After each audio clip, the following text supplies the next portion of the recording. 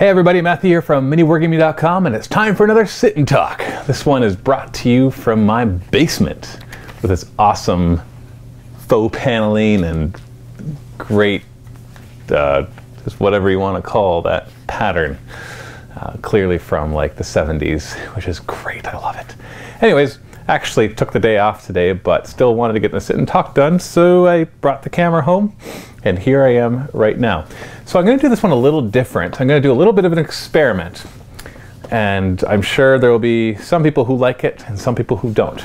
And there's been all the talk about how we can kind of give Vault members a benefit with a Sit and Talk. So what I decided to do, and this was an idea that kind of came up last week, is that I'm going to do 2 Sit and Talks right now, but it's not going to be 2 one-hour Sit and Talks. I'm going to do a 45-minute Sit and Talk right now, which will be for free, and then I'm going to do a half an hour Sit and Talk after that, which is only for Vault members. Now, in the future, that half an hour one will only be for questions asked by Vault members, but since I don't have one that's already been posted just for Vault members, I don't have those questions separated, and I didn't have time today to sort it all out, and so I'll just be answering anybody's questions.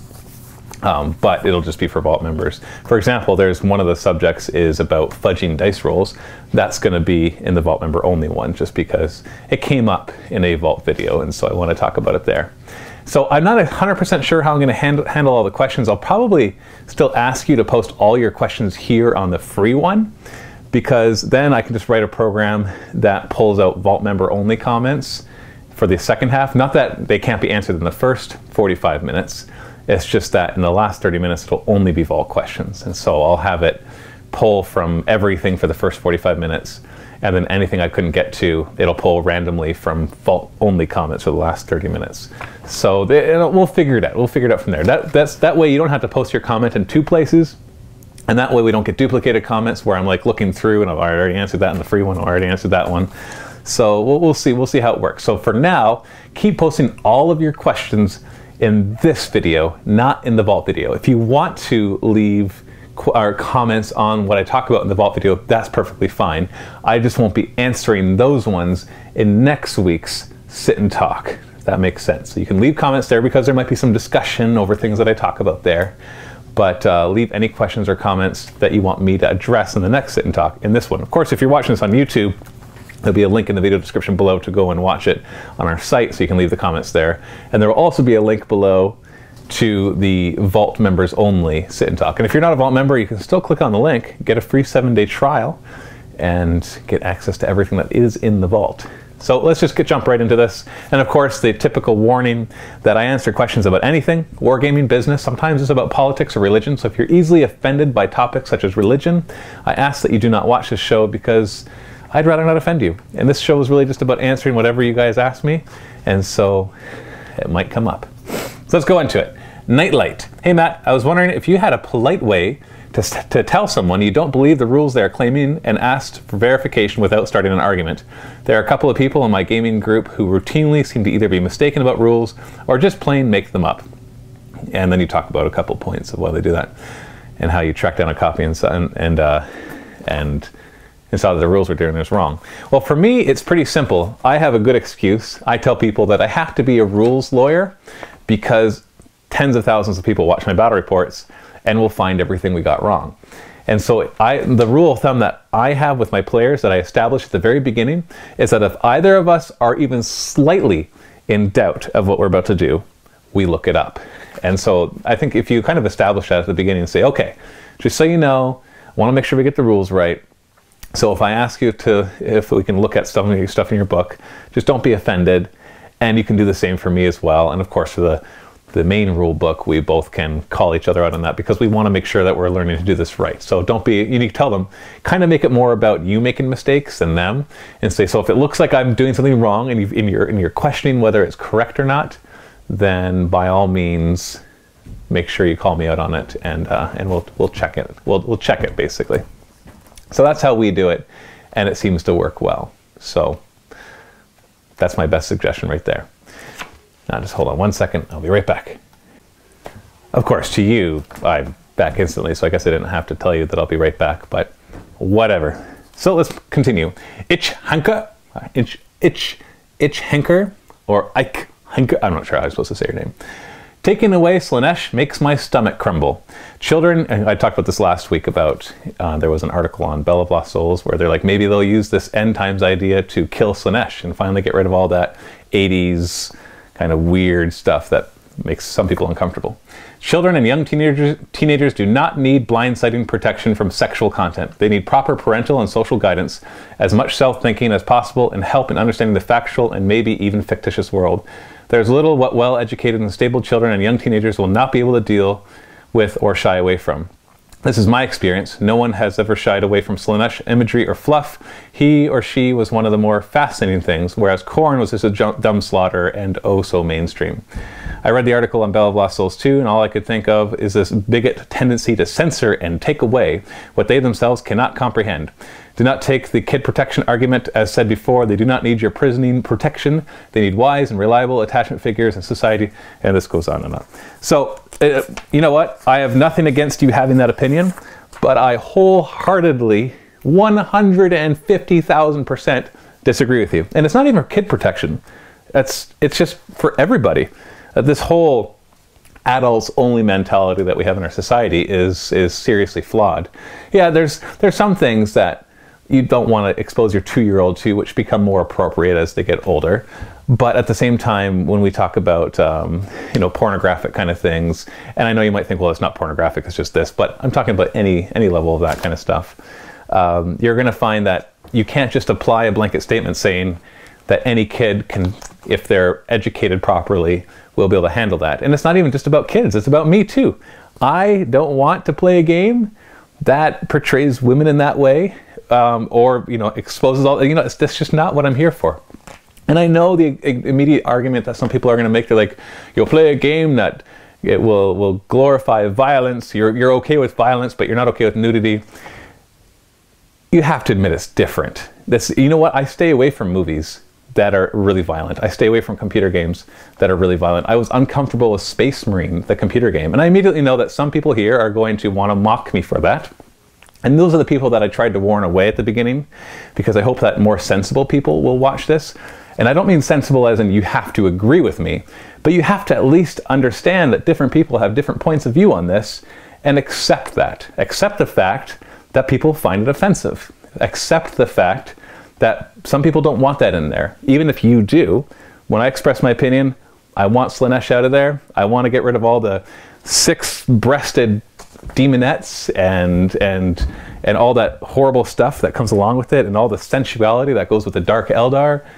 You know, that's what I want. That's stuff that I don't want to see in this game. There are games that I refuse to show on Mini Wargaming simply because the miniatures are too sexual.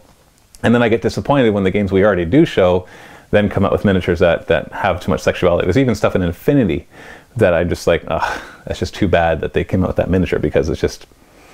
And we can talk about being sexist, we can talk about it being, you know, something we don't want our kids to see, but that's not even, that's not the reasons for me. It's not because it's sexist, it's not because we need to protect our kids, it's because me, personally, I don't want that in my games. I don't want to have that on the table in front of me. That's something that's across from me. And you can call me out for whatever reason you want, but it's something I don't want. And so there are people who want that stuff. There are people who want the super rated R movies that have huge amounts of violence. There are people who were extremely happy when Space Marine came out and you were taking your boot and crunching an orc head underneath and the blood was everywhere. I remember watching, I think it was Total Biscuit, who played it before it came out, like who played like the demo, and he was like, oh yes, they made it a real rated M game, and he was happy that it was that way. I'm not. That actually is what turned me off to the game. I prefer something that'll tone down the violence and tone down that kind of stuff, because that's not what makes the game fun for me. That's not the part, you know, seeing the blood and the gore and feeling that visceral feeling of taking a chainsaw or a chainsword and ripping it through the guy's neck and then pulling it out and then smashing their head underneath. That to me is just is too much. It's too violent. And I expect people to disagree with me, and I can respect that people will disagree with me. But what I don't respect, and I'm not saying that you necessarily are doing this, but a lot of people do, I don't respect the people who are just like, well, you're wrong, this is the way it should be. And that's just not it. Everybody has their religious viewpoints, moral viewpoints, ethical viewpoints, cultural viewpoints, whatever it happens to be. And so if a lot of people are uncomfortable with certain things, and you know what, a lot of people don't want to see that stuff, and other people do, of course, then that's something that you have to kind of keep in mind when you're making a game. Like why do you think most of the big blockbuster movies out there are PG-13 and not rated R? It's because they tone down the violence. Like things like Hunger Games could have easily been a rated R movie. It's kids killing kids. They could have made it way more gratuitous. And you know what? Some people were probably disappointed. I remember when RoboCop came out, the second one, the remake, and it was PG-13. There was this, I remember reading all sorts of comments. People are like, oh, they're going to ruin it by making it a PG-13 movie. And I was like, great. Now I can actually enjoy the movie because it's not just going to be blood and gore sprayed everywhere. And it's a big argument that you have to understand that different people are going to have different points of view, and that needs to be respected. Now, does that mean that Games Workshop has to get rid of Slaanesh? They have to, and that other companies should not have sexualized models? Well, I think they shouldn't, but that doesn't mean they have to make those choices. They're allowed to make those choices. They just have to realize that they're going to ostracize a certain portion of their viewership or potential customers. There will be people who will, whether it's parents who look at it and say, I'm not getting this for my kid, or adults, maybe women who look at that and say, oh, you're just objectifying women with that, so I'm not going to do it. Or men who look at that and they're uncomfortable because they're like, I don't want to be playing with miniatures, and somebody sees me painting up these miniatures of showing sexual images.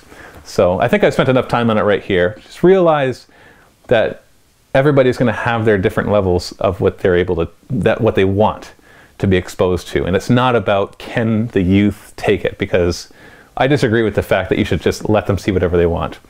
You can bet that there's going to be filters on our internet so that pornography is not something that can come into our home, because these things can really hurt people's lives. And I know just by saying that, there will be some people who will instantly want to just post comments saying, well, how could you say that? These things ruin their lives. The jury's still out on a lot of these things when we look at it scientifically and all the psychological stuff. And so you just have to respect that some people are going to have those beliefs. And so when I say I want Slaanesh out, that's not me saying let's go rally Games Workshop to get it out. They make those decisions. I would just like to see it, because with what I want to see in this game, what I want to play with on the tabletop, is not including those things. I just want them erased. I want them gone. I want Slaanesh. I wish that Harlequins have a way to kill Slaanesh apparently, and so hopefully they'll do an N times 40k, trick Slaanesh and kill her. I don't think the game will be worse off without her. It'll probably be better off, because really when we look at the overall lore, there's plenty of other stuff in the game. So there you go. There are my 2 cents or 2 nickels, whatever you want to say. All right. Gloomdreddy. Hey Matt, on the topic of female wargamers, there was a woman who asked if she was the only female wargamer in your last sit and talk. She isn't alone at all. There are quite a few of us. We have a Facebook group, the Women Wargamers. Sadly, it has to be set to secret because of recent problems. I'm not sure what you're referring to there. If she wants to join the group and maybe find other women to play with in her area, or would just like a little place to hang out and share her hobby things with other females, then she can contact me here on Mini Wargaming. Or go to Chris's Conversations episode 7 video and have a look at the video info at the end of the video where I talk a bit about the group. Oh, I'm also planning a trip to Mini Wargaming in autumn next year, fingers crossed. We'll let you know in advance about when, how, etc. I'll bring my 30k Mechanicum army that I'm building and painting at the moment. Oh, and they've just basically leaked that Adeptus Mechanicum, Adeptus Mechanicus I think it's called. It will be coming out in a few weeks too, so that's pretty exciting. We'll be hopping over for a day or two while on a road trip in the US in an RV. The only thing I'm nervous about is the US airport security. Have heard all kinds of horror stories, especially as I have an Egyptian last name, also look the part, and carry a case full of sci-fi toy soldiers with all kind of cables, antennas, and other weird stuff on them. Will be interesting. Yeah, I would expect a thorough examination. Anyway, I wish you and all the other guys at Mini Wargaming a wonderful day. Say hello to Chris from me, the dready German girl, Tia.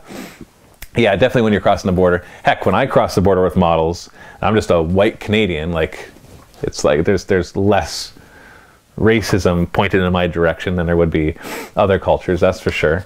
They still open it up and what is this?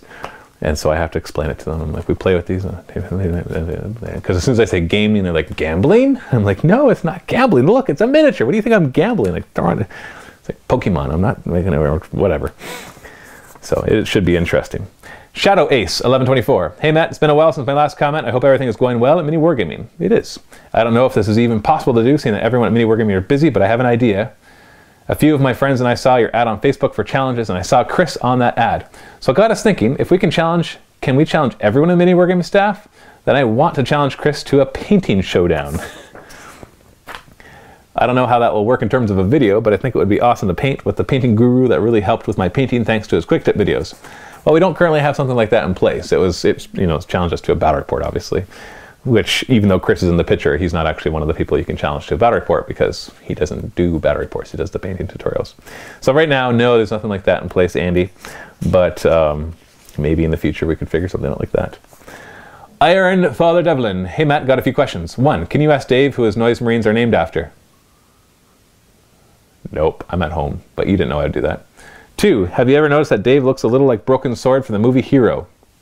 I haven't seen the movie Hero. 3, if everyone thinks they are 6'2", why don't you measure yourselves with one of the tape measures you must have? That would take work. 4, is it true that all Canadians are polite, or is that just an American stereotype? Well, we do say sorry a lot, like just as a knee-jerk reaction. Does that make us more polite than Americans? My experience, I haven't noticed us being more polite. But it's kind of hard to talk to somebody who's right in the middle of it to compare themselves to another group that they're not in the middle of. So I know there's the stereotype, of course, which stereotypes usually come from some truth. It's just because that's how they get developed. But that doesn't necessarily mean that they are really true at a larger scale. This might just, I don't know, maybe they're true at one point. So I really don't know the answer to that one. Mako Boy. Hi Matt, thanks for all the good work you guys do and continue to do. Thank you. My question is, with you and Dave having been at Mini Wargaming for so long, I know from listening to you that your own personal hobby gets sidetracked and you don't paint much or build much, yada yada yada. But what about the newer members of Mini Wargaming and older? Do they still keep up their own private hobby? Do they still go, know what I want to do? A super sweet World Eaters army, etc. I know Ash does painting for the painting table, and I guess Steve does too, but to what extent? I'd say yeah. Leland, Ash, and Steve they're definitely into the collecting of the army still and the hobby. I still enjoy the hobby aspect, such as the collecting aspect. I've never actually enjoyed the painting aspect. It's just something and I painted a lot. I painted probably about over 1,000 miniatures, and even after all that, still never really grew to enjoy it. So I think I gave it a fair go for knowing, like I didn't just paint 10 things and be like, I don't like this. Because sometimes it just takes a while if you get good at something for you to enjoy it more. But after 1,000 models and getting a little better than what I was 1,000 models before, still didn't enjoy it. So yeah, it's just not, was it, or maybe it's 1,000? No, I couldn't have painted 1,000. Maybe hundreds. Well, I painted up 6,000 or 7,000 points of Tyranids, hundreds of points of Lord of the Rings, painted up 4,000 points of Necrons. I've painted a lot, enough to know that I don't enjoy it. And so I still enjoy the hobby in the sense of collecting. But no, I'd say that Leland, Ash, and Steve are still big into collecting and painting their own armies as well. Tovarush Gaming. Hi Matt, I know from videos that, oh yeah, sorry, it sounded like the last one. I know from videos that you and Dave are pretty religious guys, and I was wondering if that influences anything in your business besides being closed on Sunday. I am an atheist, and I was wondering hypothetically if that would be an issue if I wanted to work for Mini Wargaming. Ooh, no, definitely not. That would be very bad, discrimination laws and all. This is all assuming that all parties are professional and polite about the differences. We definitely have different religions within the office, and it doesn't matter what your religious affiliation is. As long as you're not part of some church who believes in like killing their coworkers. That would probably be a problem, but I don't know of any religion that's like that hasn't already been banned, so we should be okay. But no, religious affiliation is definitely not even asked, because it definitely can't be asked, but even if it could be, I wouldn't ask. It's just not important for whether you can work at Mini Wargaming or not. So, but does it influence other things in our business? Well, definitely. I would think that the morals and ethics that have been kind of bred into me from being a member of the church for so long, and not that people outside of the church don't have these ethics, but just I think because of being a member of this church, we strive for honesty and fairness. We try to have that transparency the way we do things, so that and we're trying to be fair in as much ways as possible. And once again, I'm not saying that if you're not religious that you can't have these morals, but you asked me, then what ways do I think being religious has helped, and that definitely has influenced the personality and the morals and standards that we do strive to maintain. So yeah, definitely. And while it's a lot about making money, obviously building a business is about making money, there's also the desire to make sure that we can help others make money as well, that we don't just want. You know, there's a lot of people that can get incredibly greedy when it comes to running businesses, and just not care about anybody else, whether it's customers or employees or anything else like that. So those morals and standards are definitely there, partially because of our religion. Aksu, greetings, Matt. I was raised in a rather conservative... Wow, we have lots of religious questions here. Man, glad I gave that disclaimer at the beginning. I was raised in a rather conservative Christian home. My mother forbade me from playing Dungeons and Dragons because of all the... Hey, you know what? These were all thumbed up a lot, too. That's interesting. My mother forbade me from playing Dungeons and Dragons because of all the urban legends about it being satanic and people killing each other themselves that were floating around in the mid-1980s. While my mom bought into that nonsense, I rebelled and played anyway because I realized the stories of devil worship and LSD-induced D&D homicide were ridiculous, and I thought the game was a lot of fun. Moreover, it would encourage reading and math and spur the imagination. How could it be so bad? Anyway, a lot of these stories were propagated by churches, if not outright fabricated by them, because they saw RPGs, and specifically D&D, as a brimstone paved path to hell, HE double hockey sticks. Hooray, ignorance. Fortunately, that trend has subsided somewhat, but I'm sure that there are still plenty of people out there who hold on to these beliefs. Yeah, definitely. This brings me to my questions. Okay, here we go. Given that you and Dave are LDS, Latter-day Saint, has anyone ever given you any grief about playing role-playing games or 40K? I'd say no. You know, you'll see that I've already talked about things that influence kind of the way we look at it, like sexuality within the miniatures. You know, that's something we want to stay away from. We don't want to do devil worshipping and Satanism within our games as well. You know, having fictitious chaos gods or the gods in D&D, that kind of stuff. Those ones, they're more like the Greek and Roman gods, where they're really just powerful people, and then they are like the god, the all-knowing, all-powerful one. And so it's you know, it's just a fictitious thing. I don't think there's harm in that kind of fiction, as long as it's kept within certain bounds, obviously. Is there a stigma about such things in your church? Not, I can't say that there couldn't be any. I'm sure there are some people, but I think it's not so much about it being in church as it is just about culture. Culture is a big part of it as well. Yes, there's been churches specifically, and I'm not going to name ones, but that have, you know, spoken out strongly against certain things. But you don't tend to see that as much with Latter-day Saint Church, because they believe more in just teaching the principles and then letting people kind of decide how those apply in their lives. So, also, do you ever feel any kind of moral dilemma about earning your living off of games with such violent and sometimes outright evil themes? I'm not asserting that you should feel this way, but I'm curious if it ever comes up. Yes, sometimes. It's not so much like I think the game is evil or evil themes, because real life has that in it. Like even the Bible or Christian teachings is a struggle between good and evil, a war in heaven. You got Satan, the ultimate evil, and we're working to triumph over him, not in a physical sense in this case, but in a spiritual sense, and trying to better ourselves and not give in to his temptations. And so in real life, I enjoy a good story. Like Lord of the Rings, for example, is such a good story because it's just that obvious good and evil, and it's that struggle, and you feel overwhelmed and outnumbered, and there's moments of despair and hopelessness of how can we beat something that is so powerful and so ever present and so evil. And that has a lot of parallels to our society, that when we kind of look around, like I'm raising 3 kids, and I look around in society and things taught at schools or things out there, and I wonder, you know, how is it that we can really, you know, win against just when there's so much in the world? And so there's great parallels there, which is why I think we enjoy those stories so much. We enjoy the stories of the Imperium's eternal struggle against all other things, whether it's Tyranids or orcs or chaos, whatever it happens to be. And in the case of 40K, it's kind of that, you know, it's man's own creation. It's a chaos is a creation of, it's a reflection of our nightmares and our, basically, like you think of Khorne, for example, and he manifests based on how much bloodshed there is. And so how do you beat Khorne? Well, you stop shedding blood. That would be the way to beat him. I think the only god that wouldn't be able to be beaten just by not doing anything would be Nurgle, because he just, you can't not be diseased. It's just something that happens. But all the other ones, Slaanesh, Khorne, Tzeentch, those ones kind of feed off of other emotions that we definitely have.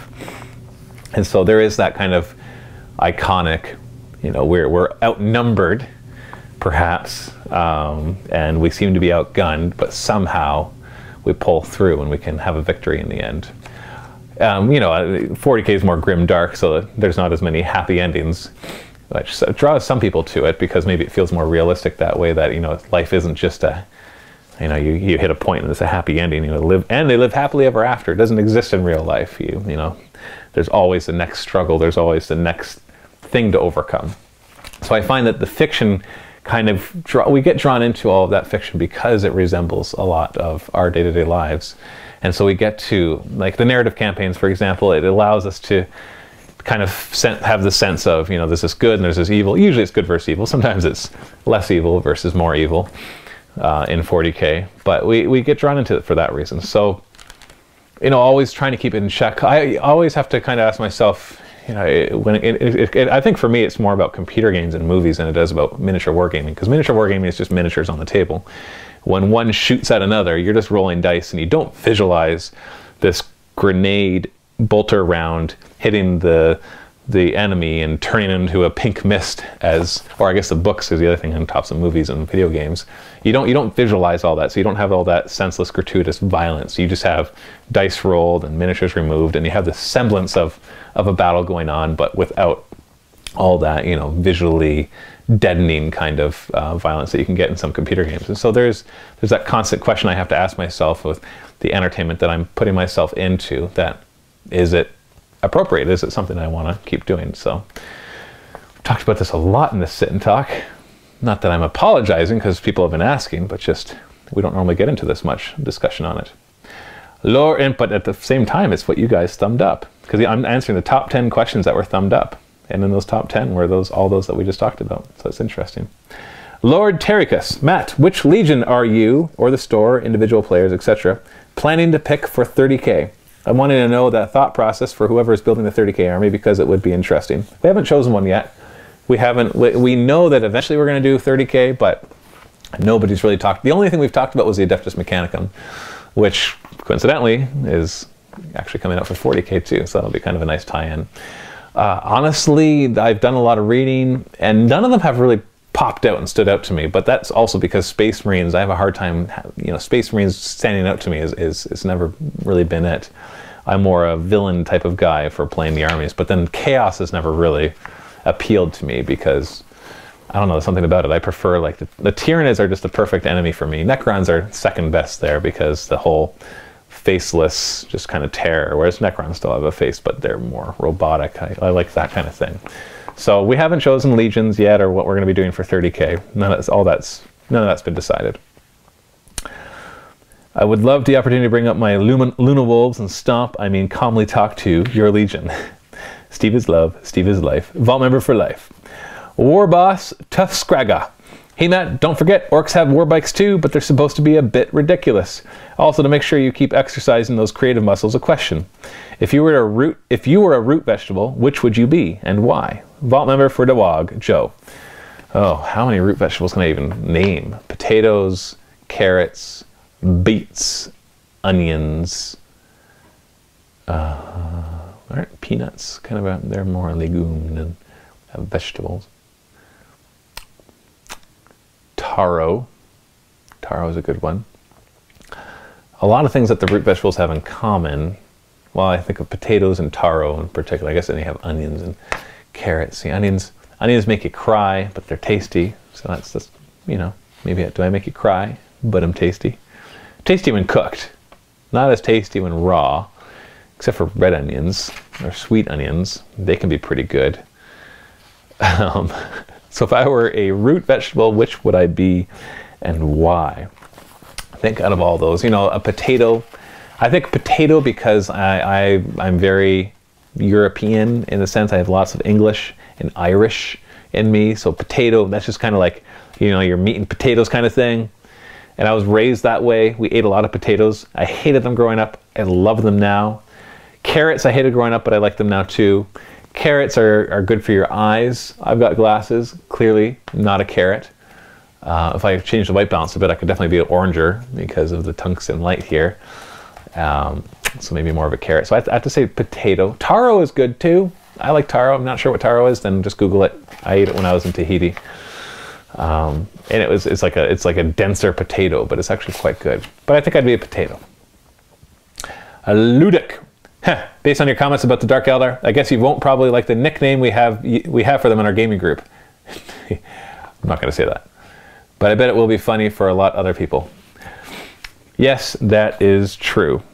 Now, having said that, they probably will be featured in a future campaign because I found a way to kind of include them without including all of their debauchery. And that's to kind of wrap them in with the Eldar and Harlequins and stuff like that. So I'm thinking about them being the protagonist. Which one is it? Protagonist or antagonist? Who's like the good guy? And my Nurgle Tyranid campaign. So lots of inspiration coming from the Valador Apocalypse Warzone book.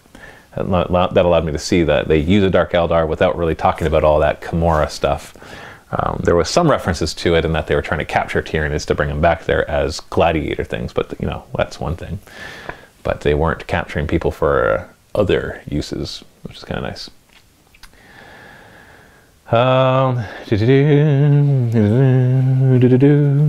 Vash, I'll talk about your comment in the next one, so let me just put that aside right here so I remember to. Peter Gooding. Hey Matt, I was recently asked what was my favorite bit of 40k fluff, and to date it is the whole Horus Heresy thing. Was wondering what your favorite bit of 40k fluff was. If you asked me that a few years ago, I would tell you not much of it because I wasn't a big fan of the gothic grimdark thing. But now I've gotten into it a lot more. I've gotten used to that style, which has allowed me to appreciate it more. Fluff-wise, good question.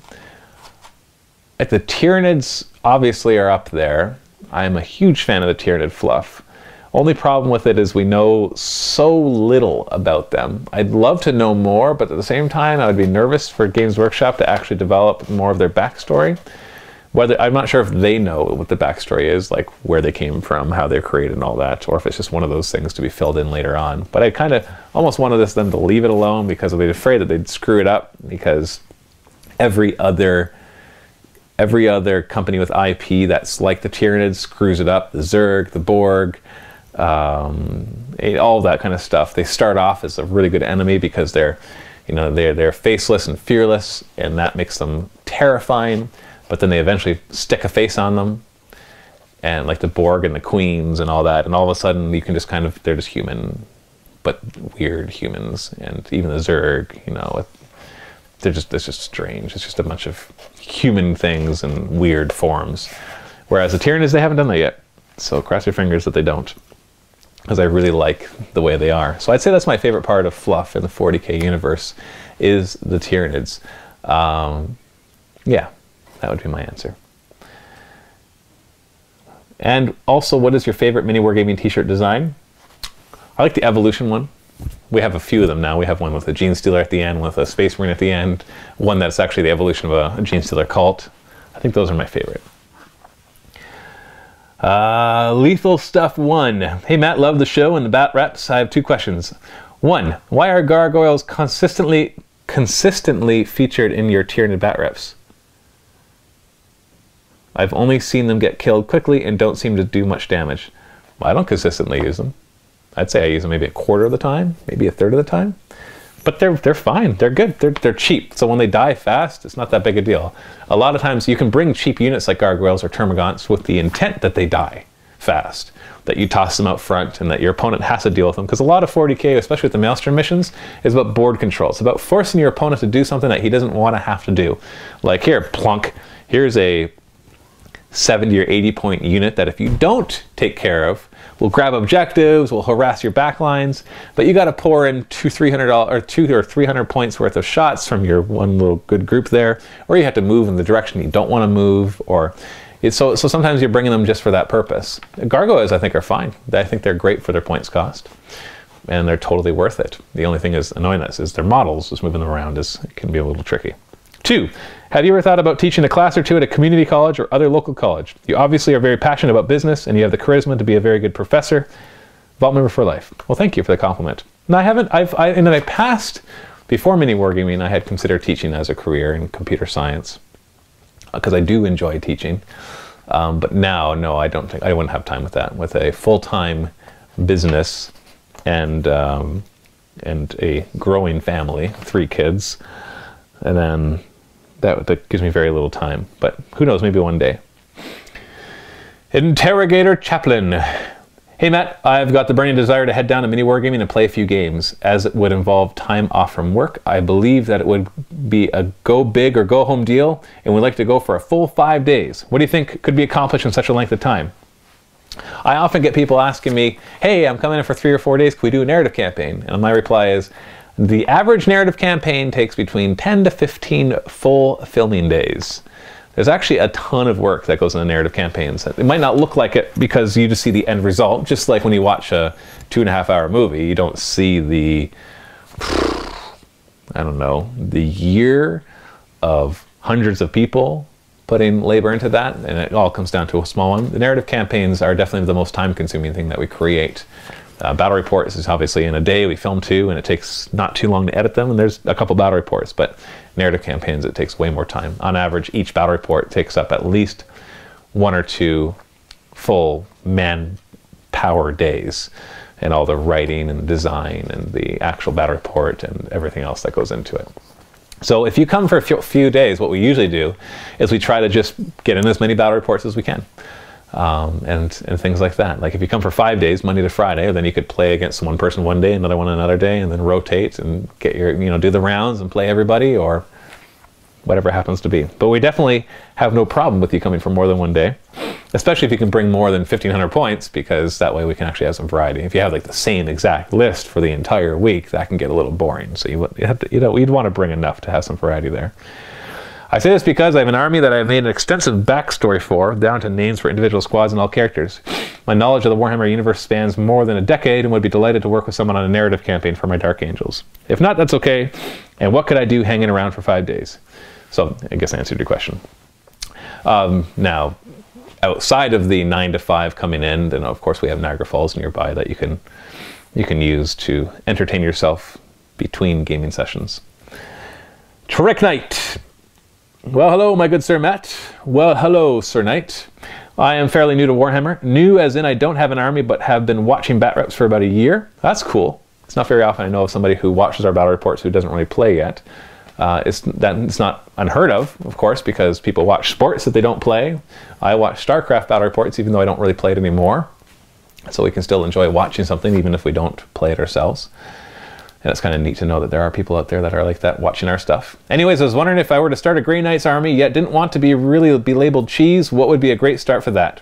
It would be to not start a Grey Knights army. Now, Grey Knights are not the powerful list out there. Right now, the Eldar and Imperial Knights are winning more than Grey Knights at tournaments and all that.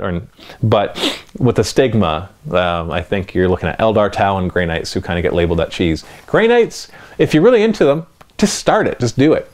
And the way that you can play them less cheesy is by bringing just more regular squads, just your regular strike squads. I think where you get cheesy is the Nemesis Strike Force with Drago and Paladins, Death Star and all that, and like 3 Dread Knights, that kind of stuff. So just, you try out this tournament list, have fun with them, and then move on and try out other compositions. Unfortunately with Grey Knights, there's only really 1 or 2 ways to play them well.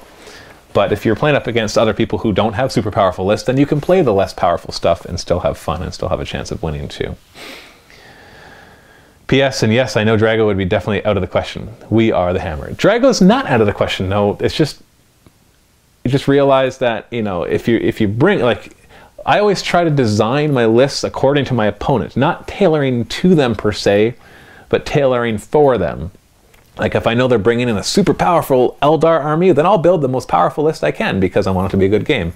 If I know they're bringing in a vanilla Space Marine list that's just tactical Marines and like a Devastator squad and some Rhinos, then I will build a less powerful list because I want it to be a good game. Basically, I want a fair matchup. That's what I want. Going into the battle, I want to be in the same weight category as my opponent. And I obviously don't mean like my physical weight. I mean like comparing it to boxing or other stuff, that you don't want to see a heavyweight go against a lightweight. It's just not fair.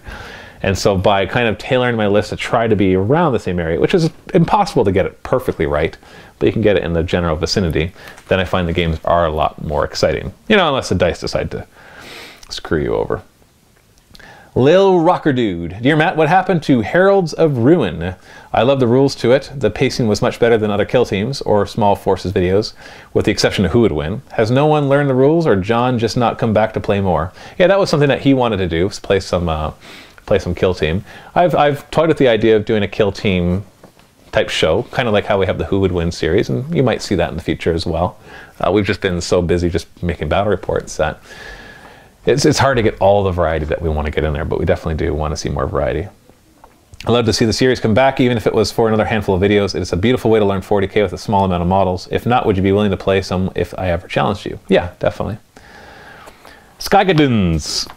Hi Matt, I was hoping you'd give the Dark Eldar a chance through novels and game supplements. The Path of the Archon Incubus books really improved them in my eyes. The political intrigue and humorous methods of revenge Vect to use against detractors, among other things, made for a great read. I still personally don't care to play them because I detest elves. You usually see elves bring about their own downfall in fantasy and sci-fi, but to keep a sect of the race in the state where they have to keep digging themselves deeper to escape the grasp of the nasty god they spawned is kind of unique, I think. No, I'm not saying that the Dark Eldar lore isn't, well, I guess nothing's unique, but still not hugely cliched as far as I know. I'm not sure of many other stories that really tell it like 40k does. Like 40k uses cliches from every genre, but that's fine. It's awesome. I love the universe. It's very open and allows you to do pretty much anything in it. But no, I probably won't even bother trying to read any Dark Eldar books. Just don't want to. And I've only got so much time to read stuff, and so that just, I don't think that'll ever come out. All right. Death Note 3471, almost out of time for this one. After the release of the Harlequin Codex, oh, hold on. Hey Matt, first time commenting on this. I love the Sit and Talks and all the mini Wargamers videos in general. Thank you. After the release of the Harlequin Codex, I got curious as to what other things would be released this year in terms of codices and supplements. Most articles I found listed things like Necrons. Well, I haven't heard that one. And apparently we're supposed to be getting, yeah, because we just got Necrons. Like, unless you're referring to that. We're supposed to be getting new Dark Angels and Chaos Marine books as well this year. Also Cornabella Lost Souls, Adeptus Sororitas, and Demons too. There was also the rumors section, which the primary one was Harlequins. However, there were also two rumors that caught my attention. Adeptus Mechanicus, another one that simply said Azdrabel Vect. Do you think we'll be getting an actual Mechanicus Codex? Well, yes. We've seen you reposted that comment 3 days ago. Maybe it hadn't been leaked yet. But yeah, we know we're getting Adeptus Mechanicus one for sure. And another one, or a Vect supplement for Dark Eldar. As a Dark Eldar player myself, I'd love for them to actually put Vect in, as they took him out on 7th. Also, are you possibly able to shed any light on these rumors or releases? Thanks again. Well, I don't know anything more than any typical person does. I try to keep an eye out for all the rumors that are posted, but I'm just reading the same sites that you guys are. I don't have any inside information. So what I know is that, of course, the Khorne Demonkin is the next one coming out in a week or two, and then right after that is the Adeptus Mechanicus. After that, it starts to get fuzzy. There's rumors that they've created all the Adeptus Sororitas or the Sisters of Battle stuff. They've got them all in plastic, but that doesn't mean they're going to be releasing them anytime soon. That's the rumors, anyways. There's rumors of a Horus Heresy plastic set coming out in this fall. Big rumors of Warhammer Fantasy 9th edition, which makes total sense given the end times. You just kind of see what happened. They've left it on a cliffhanger, so I would almost bet money on a big release of the next edition of Fantasy coming out this summer. It seems pretty obvious. But other than that, I'm not sure. They probably create stuff and not necessarily have everything perfectly scheduled, and then they're not really given that information, so it's just really big rumors. But we do know Khorne Demons Codex is coming out for 40k, Adeptus Mechanicus right after that. Most likely we'll be seeing 9th edition Fantasy this summer, and it seems pretty probable for a Horus Heresy starter set in the fall, but other than that, really have no ideas. Rumors are, it's like weather forecasting. The further out they are, the less likely they are to be correct. Let's just put it that way. Azek Ataman. You know what, last question. Hey Matt, thanks for all the awesome content you put out. That's about dice fudging, which I'm going to answer in the next one. Mechhead, hey Matt, happy Vault member here. You spoke of female gamers as a rare thing. Well, in at least one game system, they are a strong presence and growing stronger, and that is Malifaux. Okay. Not sure if that's true, because you'd have to have done some sort of study and population samples to really know that, but maybe it is. That's interesting. So I want to get one more question in here. James Laws, if somebody brought in 2 forces, would you or somebody else be willing to use one of their forces? People often use your miniatures, I'm guessing because of transport issues. Yep. For example, I have multiple 30k forces, all as Zone Mortalis in mind. Would anyone at Mini Wargaming try out a new force, or do you stick to your own models only? Just curious, keep up the great work, Vault member for life. I don't think I'd say no to that. One thing to keep in mind is it's already hard to keep all the rules straight for all the different armies that we play. People call us out on rules mistakes. Some people even go as far as to say that they can't watch it because we got rules wrong. I always have an argument against that, saying record your game that you think has no rules wrong, put it in front of 10 to 40,000 people, and I bet you will find plenty. But that's a discussion for another time. And so all of a sudden having to play a new army without really having time to prepare for it could create even more rules issues. So that would be kind of a reason I'd be hesitant. But it depends on what you offer, what you suggested for whether I'd say yes or no. Thank you very much for all your questions. Of course, I'm going to continue this for another 30 minutes. Yes, I have time. Another 30 minutes at the link below. It'll be in the Mini Wargaming Vault, the Sit and Talk Vault Edition, or whatever we'll end up calling it. And if you're not a Vault member, you can still click the link, get a free 7-day trial, get instant access to that video, watch it, and if you don't want to keep your Vault membership, just cancel right after. Or heck, keep it for the 7 days, watch a bunch of battle reports and painting tutorials, and then cancel it. Or forget to renew, get charged whatever it is you chose for your membership, and then you have 30 days to get all your money back anyways, after watching everything that you want. I'm that sure that you're going to like it, that we have all these contingencies in place that if you really didn't want it, we're not going to hold on to your money. So go ahead, click the link below to watch the next part of the Sit and Talk.